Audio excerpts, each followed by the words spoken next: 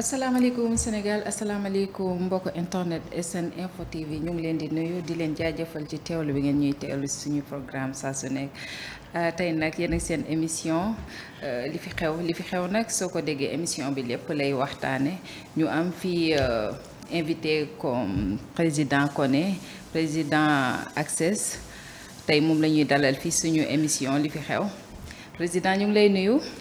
Thioro maa ngi lay fay. di nuyu téléspectateur SN Info TV ñu ñuy seetaan ci biir Sénégal ak également ci bitim réew donc di am mbégte ak contentement ñëw tey ci sa émission li fi xew bu nekk émission bu am solo namoon nañ leen tamit parce que je pense que ça fait un bon moment SN Info TV ñëw ma fi tey ma ñëw fi tey pour ñu waxtaan ci actualité waxtaan ci dëkk bi ak yu ni mel maa ngi lay sant di la gërëm. macha allah maa ngi kontaan lool ci teew bi nga teew ci sama émission waaw président Koné ñu gën ko xam ci président Access ñu gëj la dégg lool nag ñu gisoon ci élection législative yi nga doon ànd ak waa PASTEF mais gëj nañ la dégg lool nag ñu bëggoon xam aussi yaa ngi ànd ak waa PASTEF ba léegi walla. mais Thioro bien sûr PASTEF ànd ak PASTEF.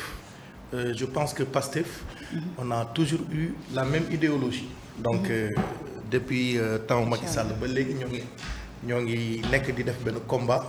combat boo xam ni pour démocratie dellu si combat boo xam ni pour Sénégal mën a gën a baax.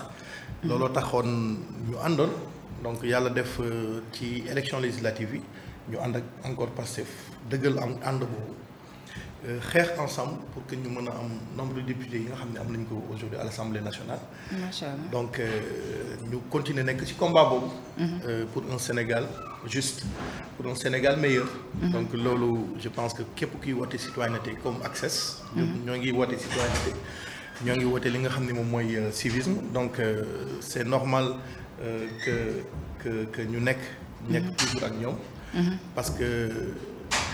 ñoo ngi gis suñu bopp daal maanaam ci li nga xam ne moom mooy vision 2050 bi incha allah. macha allah loolu am na solo waaw comme yaa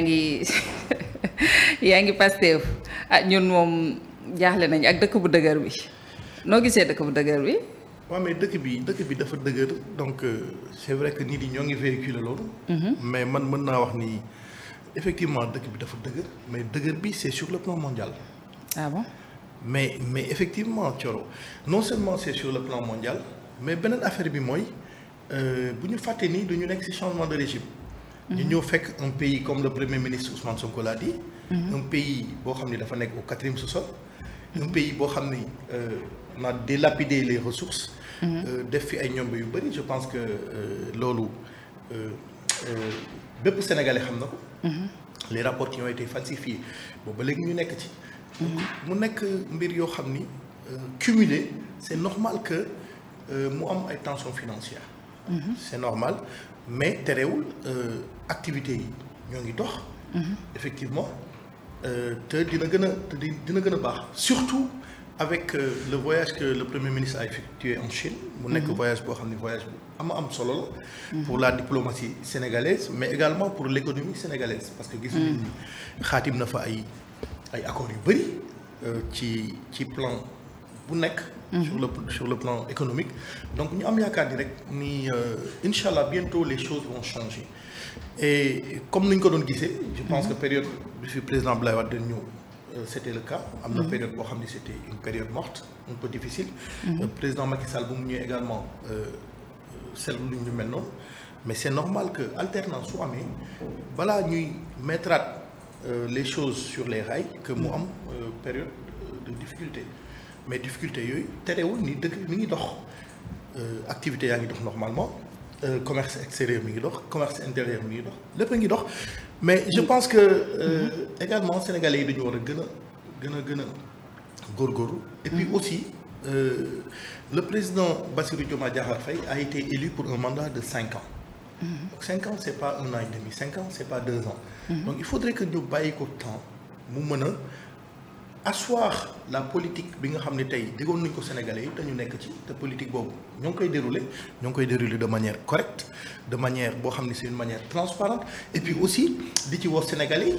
je pense qu'avec même le dialogue qui est passé gis nañu lu ni mel les Sénégalais ont été invités au dialogue. waxtaanee nañu réew mi waxtaanee politique bi naka nañ ko war a doxalee waxtaanee également li nga xam ne wax nañu ko waxtaanee te loolu ci kanam la jëm donc je pense que dëkk bu dëgër bi ñuy wax. pour man c'est juste relatif te Sénégalais bu nekk normalement su si gënee jàpp rek incha allah lépp dina yemb. ah loolu nga gis daal. waaw man noonu laa ko gis. ah yàlla ñu yàlla soppil yàlla baax na mais ñu ngi jëm si nawet te ku ne nawet ne inondation te inondation yi moom wax dëgg ba léegi changé gul de. waaw inondation dafa nekk phénomène boo xam ni. ñun en tout cas en tant qu'humain mën nañu ko maîtriser kooku c'est du domaine divin. loolu mbiru yàlla la mais l'État a le droit vraiment de se prémunir de ces inondations de prévenir da nga di teg ay li nga xam ne ay jumtuwaay pour que su fekkee inondation am na mu mën ko absorber ndox bi mën a bañ a lor population. Mais comme on l'a vu je pense que récemment en Côte d'Ivoire am na ay pluies torrentielles. mu def ay dégâts yu bëri c'est des catastrophes qui peuvent arriver. loolu ñaanuñu ko yàlla Sénégal mais dispositions yi nga xam ni vraiment war nañ ko mettre en place war nañ ko asseoir dispositions yooyu c'est en train d'être mis en place. et lu ci bëri sax ça a été mis en place en amont pour mën a prévenir li nga xam ne moom mooy inondation yi ci 2025 man je peux donner l'exemple de Kër Massar mi nga xam ne maîtriser naa ko au niveau de Mbeubeuss. je pense que ku fa doxantu di nga ko gis am na ay caniveaux d'évacuation yu bëri yu ñu fa def. avec l'entreprise SVTP mu nekk des projets yi nga xam ne c'est des projets de l'État qui sont en train d'être faits depuis 2 ou 3 ans en arrière. qui sont en train de bien se faire te projet yi aussi dina soulager bu baax population yi. muy côté Mbeubeuss bi côté biir Kër Massar Tivaouane Peulh ainsi de suite et c'est des projets qui sont importants donc c'est une continuité nañu bàyyi di wax ay nawet bi suñu nawet la du suñu nawet affaire kaañoo yooyu yëpp jaru ko donc li ñu war a def moom mooy gis nga Sénégal ñun ñëpp ñoo ko bokk. ñun ñoo ko bokk su baaxee ñun la baaxal. su fekkee am na safaan bi tamit ñun ñoo ciy sonn. parce que ñun ñoo fi dëkk ak suñuy njaboot. ak suñu parents yi donc mu nekk loo xam ni ñu bàyyi ci xel et encore une fois dire que l'État est en train de mettre en place les moyens à Touba on a vu effectivement que des projets colossaux ont été démarrés lu bëri déjà réalisé nañ ko dans les autres régions également à Dakar ci yeneen partie du Kër Massar kese je pense que gis nañ ko aménagement yu bëri ñoo ngi koy def ci yenn zones yi. mu nekk loo xam ne ñun am nañu yaakaar ni incha allah nawet bi yaakaar naa sax incha allah dañu yegg sax ba di déclencher si li nga xam ne moom mooy ay plan Orsec même su fekkee ndox bi dina bëri ak yooyu mais ñu xam ni rek ni les inondations ou bien l'hivernage c'est une affaire de tous. du état bi kese. donc am na yenn comportement yoo xam ni encore une fois ñuy fàttali Sénégalais yi ni leen comportement yooyu duñ ko war a bàyyi. lu ci mel na di boucher égout yi jël ay mbalit di boucher égout yi c'est des actions yoo xam ne c'est pas civique c'est pas citoyen aussi nous devons participer à l'effort de construction de ce pays képp ko gis lu ni mel nga dénoncer ko am na ñu bëri tey dañuy dajji li nga xam ne moom mooy protection regard yi dëgg la di jaay fer bi ak yeneen actes yu mel noonu duñ ko war a bàyyi parce que loolu yàq la dëgg la ku nekk da nga war a participer à l'effort de construction de ce pays ku nekk da nga war a xam ni dëkk bi dala concerné parce que yaa dëkk ci dëkk bi mais nag dëkk ci dëkk bi defar dëkk bi moom moo ko gën participer ci dëkk bi moom moo ko gën donc encore une fois di lancer un appel aux populations ni leen égout yi ñu bàyyi ci xel je pense que zone yu bëri soo rombee yaa ngi gis ñoo ngi def curage à Zac Mbao bi nga dëkk gis nga ñoo ngi def ay curage canaux yi ñoo koy def tous les jours pour préparer li nga xam ne mooy inondation pour mu bañ a am ay bouchons ak yooyu mais ñu am yaakaar ni rek incha allah lépp dina baax ci nawetu ren bi. espérons. bien que suñu nawet la mais du nawetu Pastef de nawetu Sénégal la. waaw nawetu Sénégal la mais nag comme yéen a yor réew bi nag yéen lañ koy wax yàlla baax na. di leen fàttali yéen a ngi seen émission li fi xew waaw ñu ànd seeg président Koné ñu la doon laaj nag li fi xew sax semaine bi bëri na boo xoolee temps yi bâtiment yi ni ñuy daanoo lu si mel ni Touba bëri na ak feneen ba si Dakar bi li fi daanu si ay bâtiment ren bëri na trop lu ko waral. waaw bâtiment yi nag man mën naa ci wax parce que en tant qu'ingénieur civil. également di liggéey. ci wàllu bâtiment je pense que yàgg naa def ay sorties sax si li nga xam ne moom mooy loolu. pour se prémunir des effondrements. dafa am loo xam ni. du liggéey état kese. liggéey suñu liggéey la ñun. y a également un travail de sensibilisation qui doit se faire. te loolu porteur de voix yi je pense que ñoom ñoo war a liggéey ci li nga xam ne mooy travail de communication boobu avec les populations. pour xamal leen ni leen. ku nekk ak sa métier. médecin bi bàyyi koog médecine. architecte bi. bàyyi koog li nga xam ne moom mooy conception bâtiment. architecture de l'intérieur ou bien aménagement urbanisation ak yooyu. ingénieur civil bi bàyyi koog li nga xam ne mooy dimensionnement ku nekk dafa war a nekk ci li nga xam ne moom mooy métier mais Sénégal rek nu ñu gis. ni ku nekk ingénieur nga architecte nga entrepreneur nga tabaxkat nga. dëgg la da ngay xëy amoo ci benn expérience amoo ci benn expertise nga xëy nga ni tey de am naa xaalis damay tabax wët sa benn maçon commencé nga jox ay directives mais c'est normal que bâtiment bi daanu. parce que tey suñu xoolee. soo xoolee bâtiment yi nga xam ne colon yi ki fi bàyyi. doo ci dégg benn daanu. même soo demee fi nga xam ne moom mooy Paris. suñu gisee yenn construction yi nga xam ni ça a duré depuis 1700 ba léegi mu nekk foofu. te deful dara même les gens sont en train de se poser des questions à savoir architecture boobu ak architecture bi nga xam ni tey am nañ ko. c'est différent. pour te dire que duñu dem toll ci ñun les ingénieurs. ci modélisation yoo xam ni duñ koy gën a alléger di ko gën a alléger. comprendre ba fu mu nekk nii après dañuy augmenter li nga xam ne moom mooy risque bi. donc ñun en tout cas en tant qu'ingénieur civil lu ñuy préconiser lu ñuy conseiller aux populations ni leen ku ci am projet immobilier. na nga ko dénk ay spécialistes. ñu tabaxal la ko depuis la conception. parce que loo gis dafa am yoon tey mënoo ñëw nga ni da ngay opérer nit te jàngoo médecine. doo chirurgien doo dara. xam nga loolu mënut nekk. ku nekk na nga ko war a bàyyi ak li nga xam ne moom mooy liggéeyam. donc un bâtiment dafa am process. process bi c'est un process compliqué. c'est un process boo xam ne ñi ko jàng ñoom ñoo la mën a orienter ci loolu. ñoo la ci mën a conseiller ñoo la mën a jàppale. dégg nga donc ñun ñu fàttali encore une fois. que pour faire un projet il faut chercher un architecte. pour l'accompagner. même su fekkee c'est un petit projet kenn du ko xeeb. projet buy jar 10 millions ak projet buy jar 1 milliard a yem. bu ci nekk ak complexité am. parce que nit ku nekk ak projet bi nga xam ne moom la yellool ak projet bi nga xam ne moom la méngool.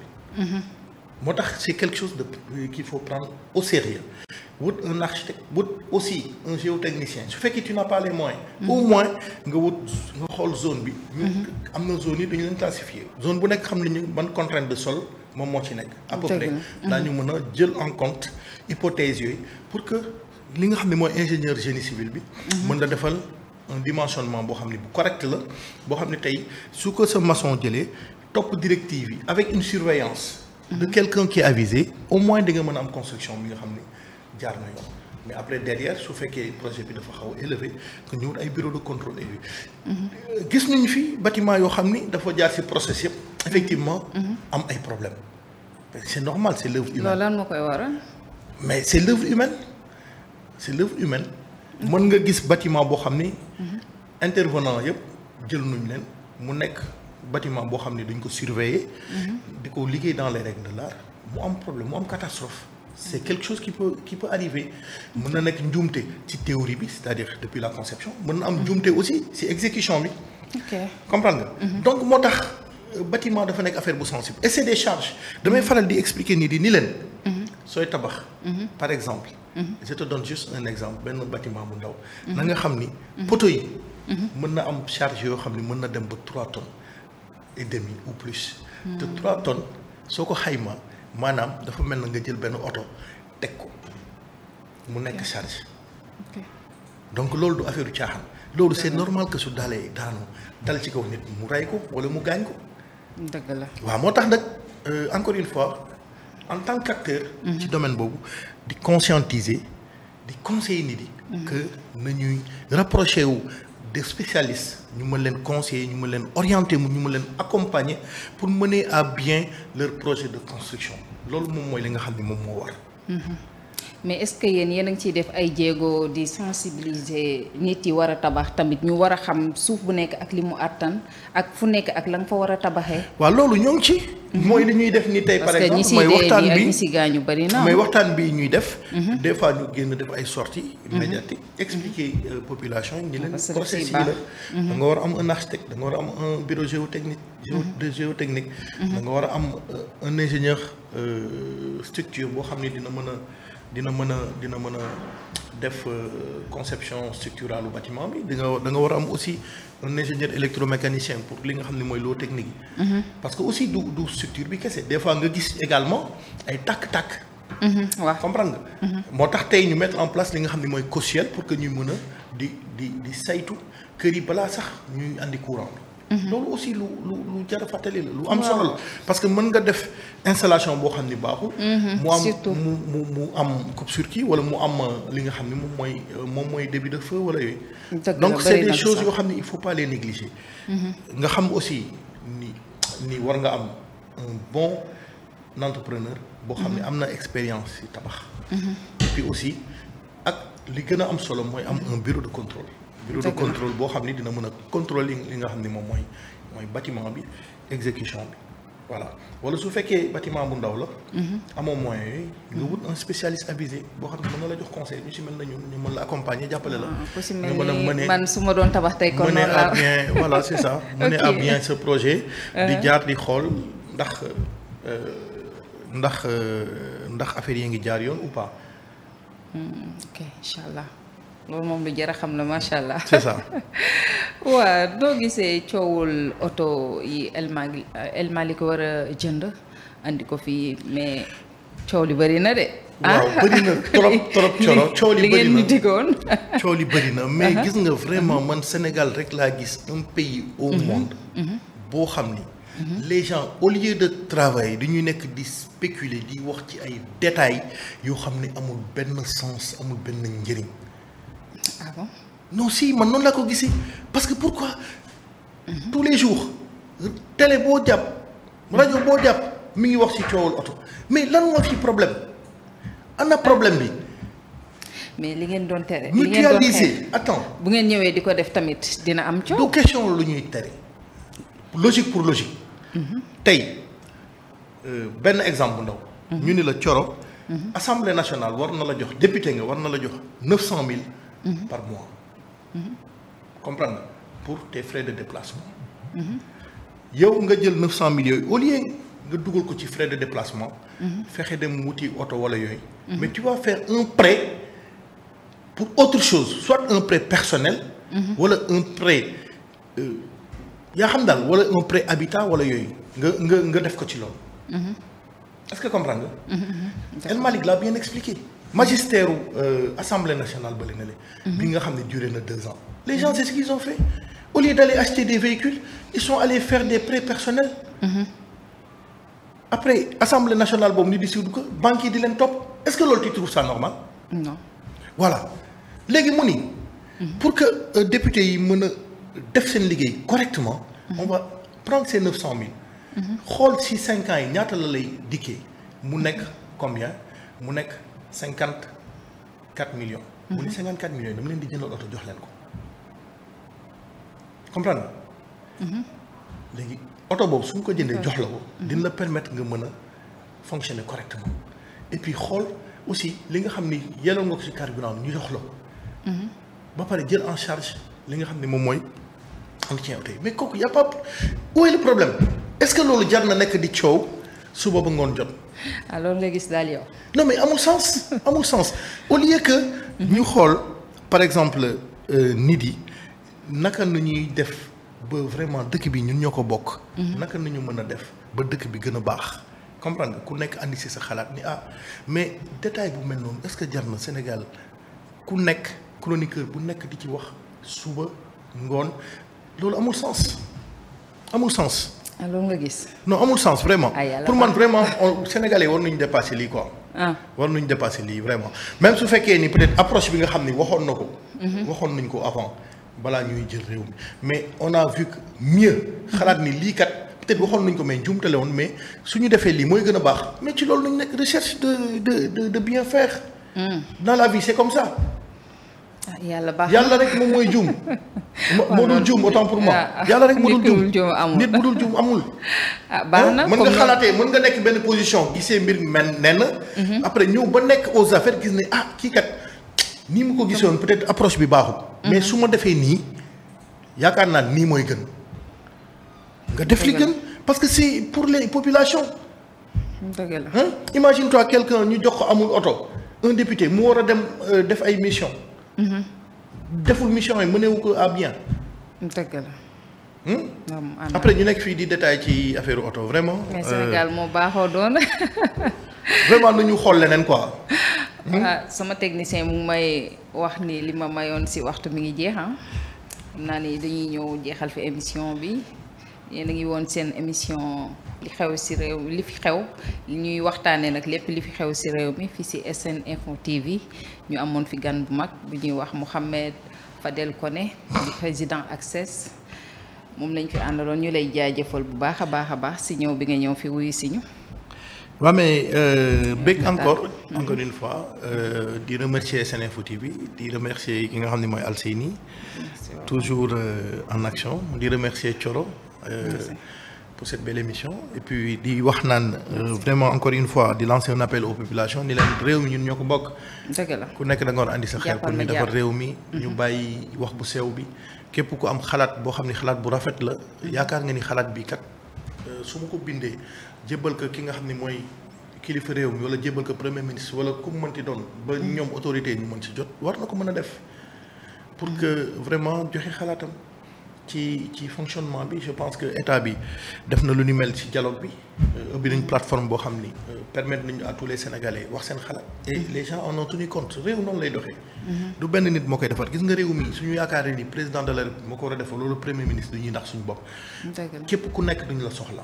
pour nga mën a defar réew mi nañu bàyyi caaxaan yi Sénégalais yi dañoo manko 54% des gens qui doivent voter ont élu le président de la République nañ ko bàyyi mu liggéey il a un mandat de 5 ans defagul sax 2 ans nañ ko bàyyi mu liggéey voilà bon en tout cas man loolu laay tëjee di leen sant di leen gën bu baax di sant di gërëm également suñu mbokku téléspectateurs yi nga xam ne ñoo ngi doon seetaan ci biir réew mi ak ci bitim réew di leen naan ñu ne ak jàmm ba beneen yoon incha allah.